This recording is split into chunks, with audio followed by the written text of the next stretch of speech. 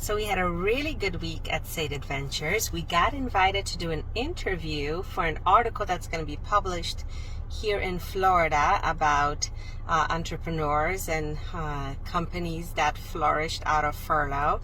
So I'm really thankful to be included in that. But one of the questions on the interview was really interesting and one of my favorite topics. It was, what is the most memorable meal you've ever had while traveling? So I had so many different options for this. Food is such a big part of my travel and my daily schedule. I'm always thinking about something exciting to cook, or a new restaurant that opened, or a recipe to try, or what I'm gonna cook for my Wednesday dinner club that I host. So I decided that I have 3 options to choose from for this wonderful question. And the first one was South Africa, Kruger National Park, Singita Lodge. It was my 30th birthday. We decided to celebrate with a spectacular African safari vacation for this birthday, and it was already a fantastic day. It was probably our 5th day on safari, so we did plenty of game drives. We've already seen the big 5. We were charged by an elephant. You know, we got to visit local communities. It was just a dream of a vacation. Baboons broke into one of the rooms at the Singita, raided the mini fridge. There were hyenas in the kitchen. So just super exciting. Everything that I kind of imagined for what a safari vacation would be happened.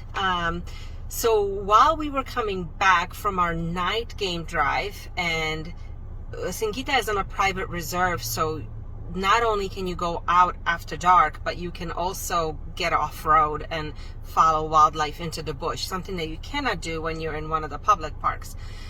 So we're coming back. It was a really great game drive. We have our blankets on us, and you know, it's pitch black. And right before we get to the gate, there is a beautiful jaguar sitting up on the tree eating its kill.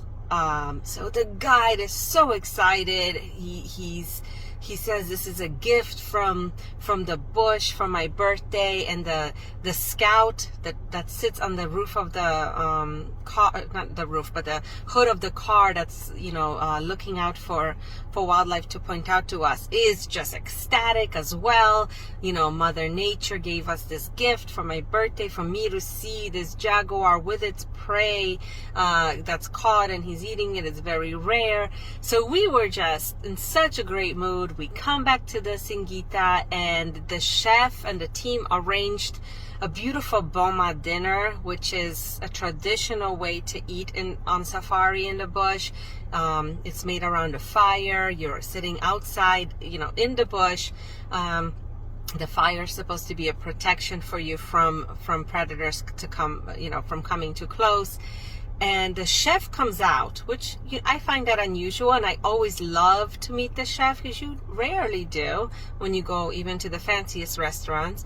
And the chef comes out and he reads the menu that we will be enjoying for the next 3 hours. It's like a 6-course meal, beautiful dishes paired with wine, and he reads it and it sounds like poetry.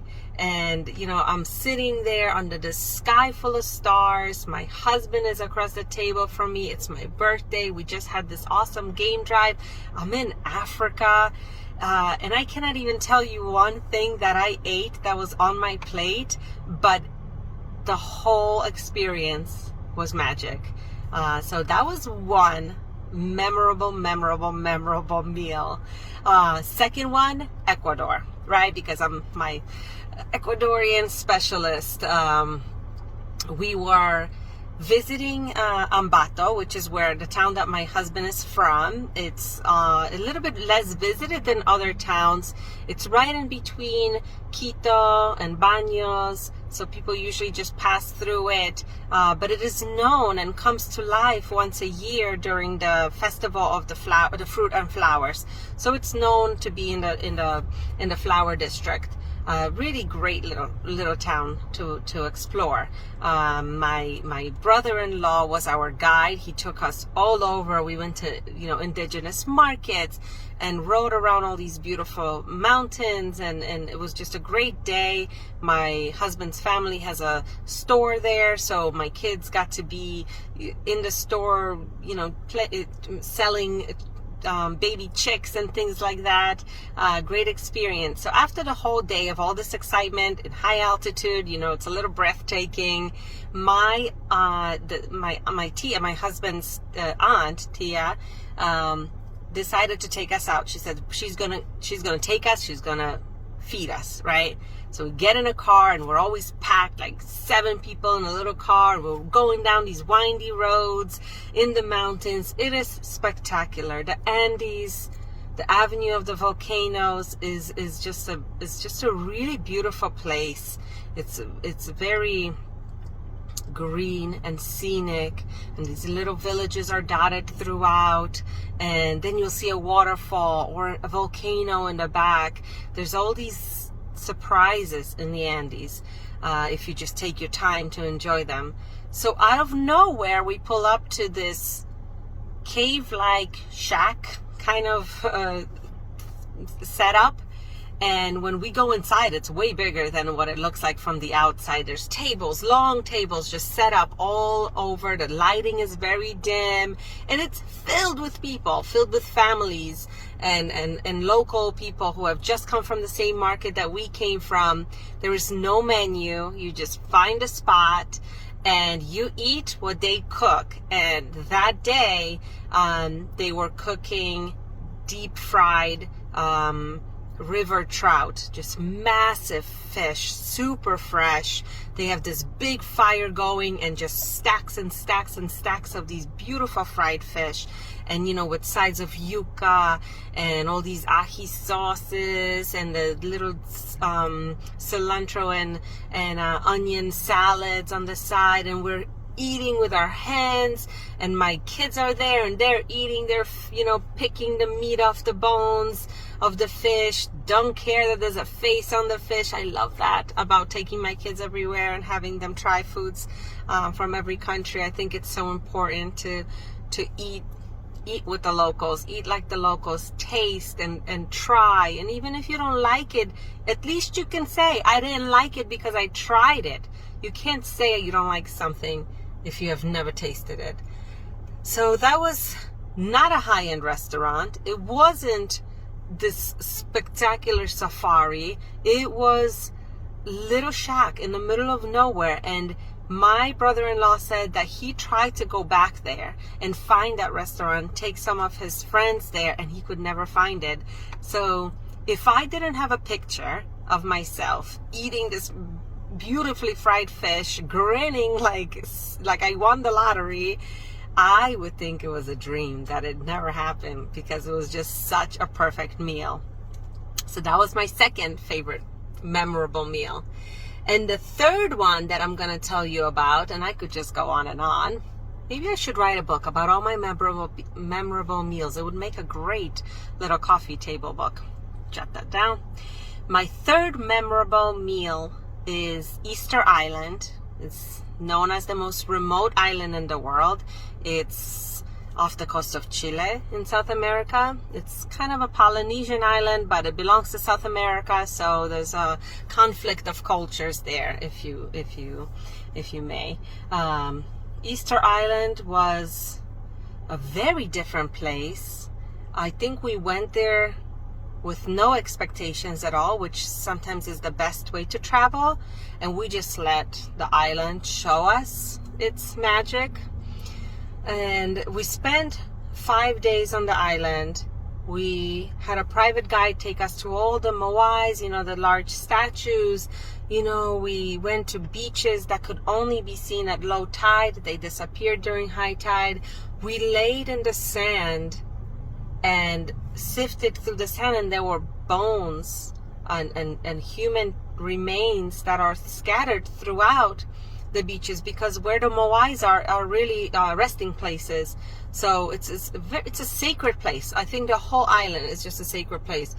So on one of our last days, we rented bikes, and we said goodbye to our guide. We really wanted to explore on our own, and we went up and down the hilly island. We really just tried to find somewhere special for us to have our last meal. And when you ride a bike, everything is so much slower, right, than in a car, and you just really get to see everything. There's wild horses running down the beach, and then there's local people cooking their meals on the ground, and it's just a really interesting, filled with history and conspiracies, and just a really great place. So if you love history, and if you love the Pacific Ocean and all that island life, and just meeting local people, because everybody will have a story to tell you on Easter Island. We've met some interesting people, which I need to make a vlog about. The woman from Brooklyn that I met there, she's fantastic. Anyway, we pull up to this little restaurant literally on the cliffs overlooking the ocean. It's all just wooden little benches. Great as the view. Somebody's strumming the guitar. There's a breeze. It's just so beautiful. We really feel like we're in the middle of nowhere, because everywhere you look it's ocean. And then there's a boat just bobbing up and down in the waves. He's fishing, and the fish that he's catching is what we will be eating, or what is the catch of the day. And we get these massive fish steaks. It was just the freshest fish I've ever had. It was just spectacular. It was almost like a steak, and I felt really blessed there to be there in that moment with Carlos on this remote island. And it's like you sometimes you gotta sit back and think, my God, what did I do to deserve to be here, and get to experience this? And so every time I have a moment like that, I really try to give it back. I am here because I'm going to bring that back home, and I'm going to share it, and I'm going to send people here, and they're going to create this magic for themselves and have these memories. So it was just a really special place. But it really, that meal, and we've had amazing meals all over the island, but that one just really stays with me because it was so peaceful. It was really what the island is meant to be like. So those were my 3 memorable meals, 3 of many, many, many meals.